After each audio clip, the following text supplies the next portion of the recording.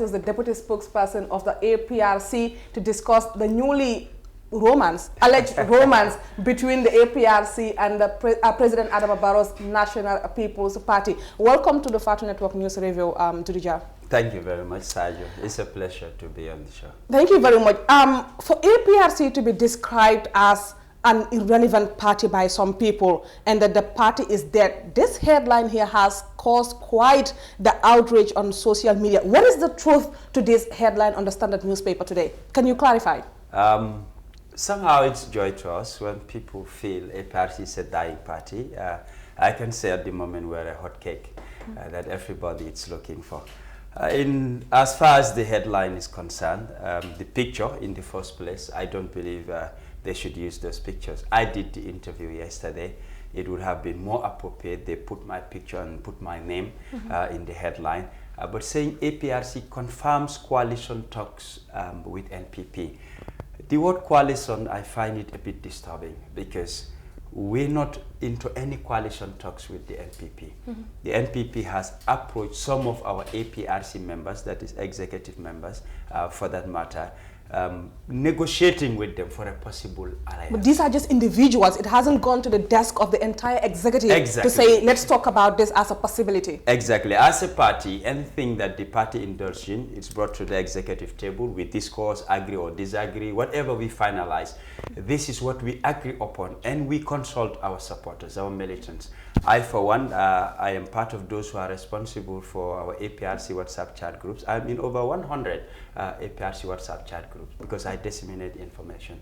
So we cannot just keep anything secret or under the carpet. We don't believe in that. If we are in any negotiations, yes, people can meet and talk and discuss. I don't think that it's a problem or it takes us anywhere. But once we talk about agreements, that is at executive level for them to decide. And our party militants will be informed. So to clarify, you will say that this was just a bait for the people?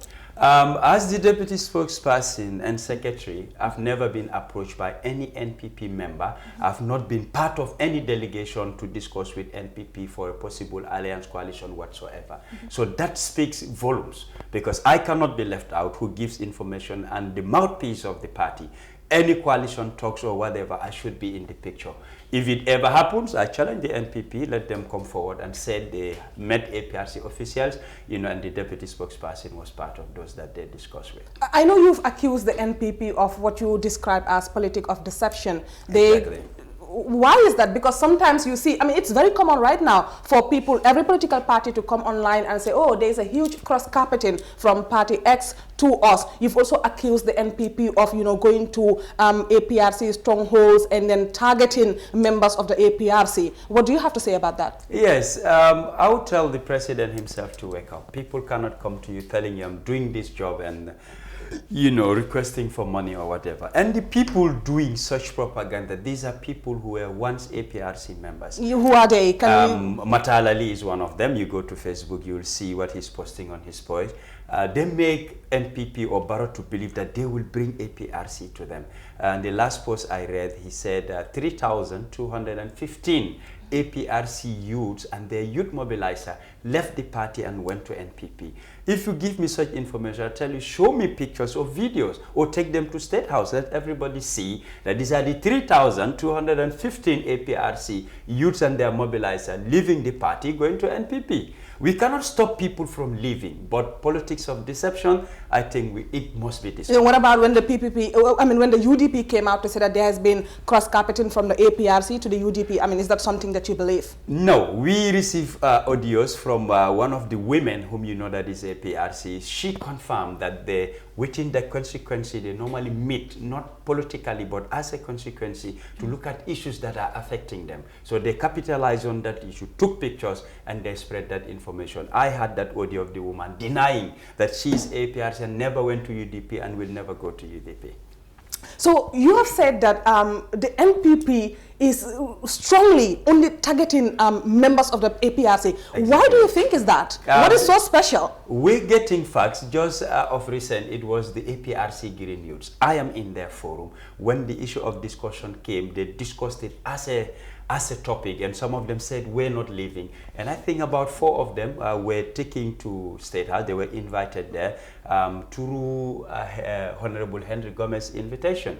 And they promised to give them back their place at Bijiro where they were doing farming. They had a bakery there and a shop. They said they will give it back to them. And some of them were working at State House as gardeners and the like. You know, they were illegally, you know, sent out of State House parking. They said they even followed that up to the ombudsman. You cannot just terminate them just like that. And they promised that they will give them motorbikes, etc.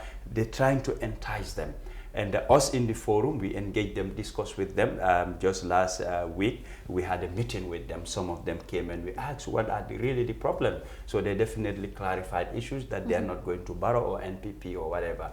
One of them even told me, NPP, during their upcoming launching of their party, they want the Green Youths to play for them and they will pay them money. They are not going to UDP or GDC or any other party, only APRC. So that is why I am saying such. This is quite interesting. But these coalition talks, I mean, confirmed or not between the NPP and the APRC, what is the possibility of this happening? The chances are very slim because NPP, the party leader, is the head of state. And there are a lot of issues that affect us as a party.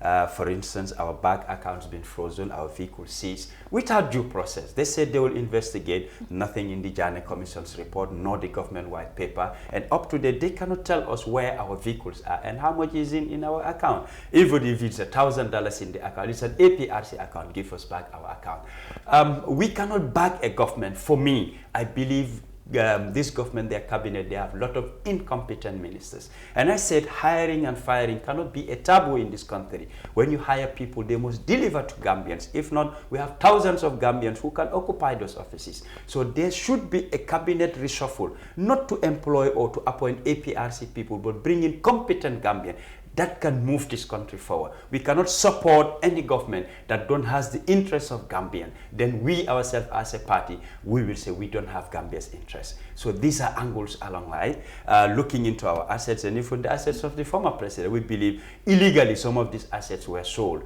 and we cannot back such a government that is already in a mess, with people are asking for questions and they're not giving answers. Why should the APRC tell them, hey, we're here for you, you can move on? Then Gambians will definitely hold us. Does this reflect on the entire executive of the APRC? Come on, we're not going to sit here and act like you also don't have some sort of interest. You know, you want Jammeh to come back, you want them to give back your assets and stuff like that. I mean, come on.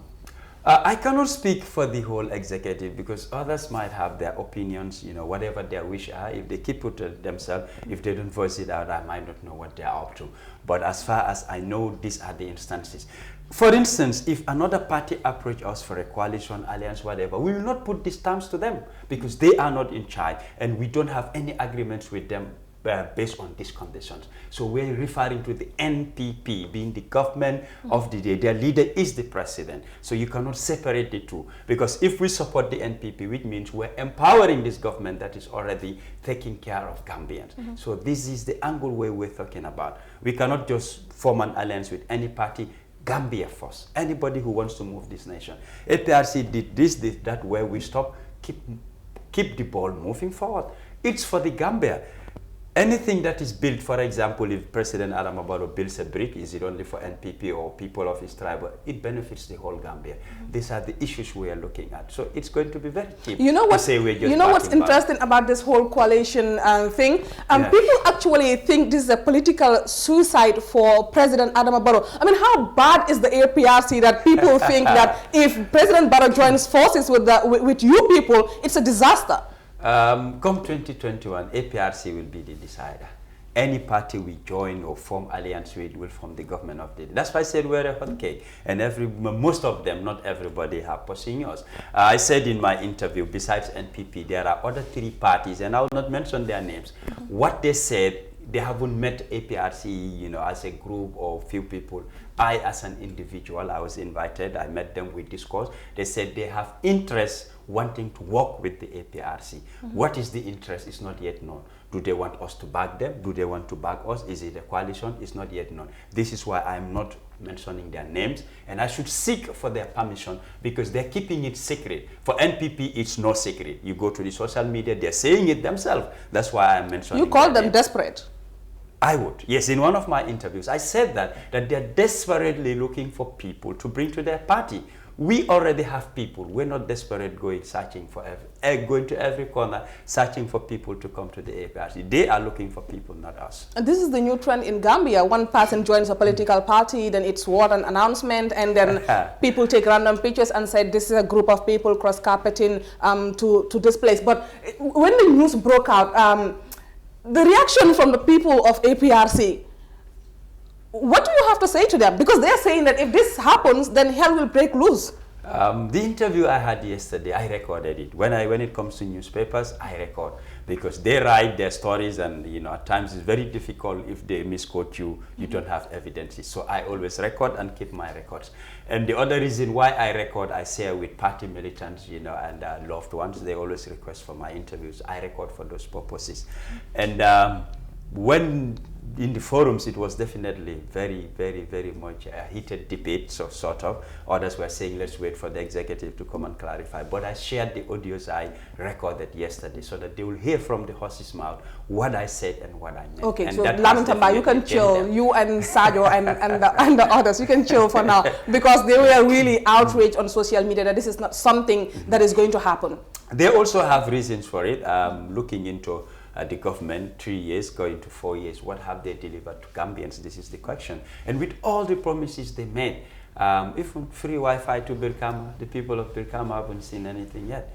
We've been promised Banjul Bara bridges, so a lot of promise. Bag of rice would be 700, some said 500, and it's at double price now. So people have every reason to rant on social media because promises made are not being kept and implemented. So why should we say we're going to back Barrow and push him? I don't see the reasons yet. Mm-hmm. And then people say that in the upcoming elections that no single party will be able to win the presidential elections on their own. But sometimes you also hear people say that no single party will be able to win without the support of the APRC. Is that something that you believe? Is that true? Both of them, I believe, and I've said it in some of my interviews, that no single party can win outright majority. The reason is we have many political parties. I think 15 now and counting. It's not yet over. And every party that comes, whether we like it or not, is taking from all political parties. Absolutely. Because when you give people positions and wanting to give them money, some of them, if when you give them your party manifesto, they said, I am with you. So we cannot deny that it will take from us, the numbers will reduce. This is without doubt. But knowing the force APRC has, every party would know APRC, they don't want APRC to go the other way. At times I even feel that's the type of politics that NPP want to play, every man for himself, so that them being the incumbent, they feel they will have an egg. So they wouldn't want APRC to join any other party. What are the chances of President Adama Barrow continuing in the next, 5, 10 to 15 years?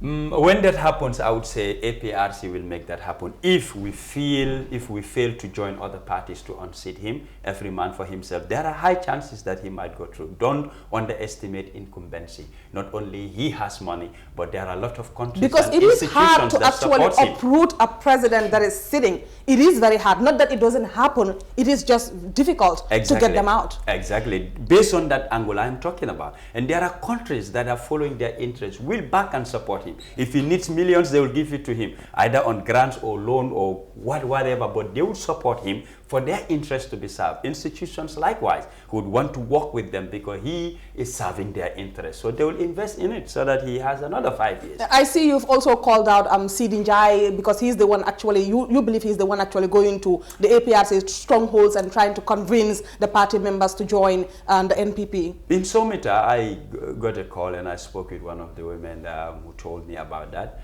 And he said the reason they're going there also, Barrow's sister is married in Somita. So they feel they can have influence in them, but they assured me they're APRC and nobody can shake them. They gave me that information. Thank you very much, Judu. And finally, what do you have to say to all the APRC militants out there that just relax, nothing has happened yet? just to tell them to keep calm and to trust the executive. Whatever information we have, we can do negotiation privately, but when we come to agreement, we'll not leave them in the dark. They will be well informed before we even engage the media houses. So we don't believe in secrecies. Engagements are engagement. People can discuss. That does not mean you will agree. No agreement can take place unless it must be brought on the table. The executive will look at our interests. If it is for the interest of the party, we said yes. If it's not to our interest, we say no. And when that happens, they will be put in the picture. Thank you very much, Deputy Spokesperson of the APRC, Duduja there. Thank you very much for granting us that interview. And now a newly established NGO called the Smiling Coast on Saturday distributed over 100 bags of rice to the underprivileged people in Marakisa and other parts of the country. Mati Senghor tells us more.